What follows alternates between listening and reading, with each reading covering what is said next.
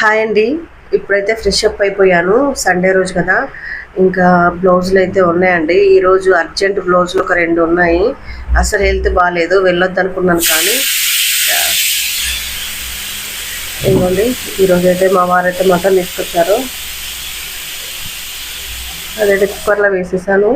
ఇంకా అది అయిపోవచ్చింది. అది అయిపోయిన తర్వాత ఈరోజు మళ్ళీ షాప్కి వెళ్దాం అనుకున్నాను. అర్జెంటుగా 2 బ్లౌజులు అయితే కుట్టాలి ఈవినింగ్ వరకు. ఇంకా 2 సారీస్ కూడా ఫాల్ పీకో ఇవ్వాలి, అంటే ఫాల్ పీకో చేసి ఇవ్వాలి.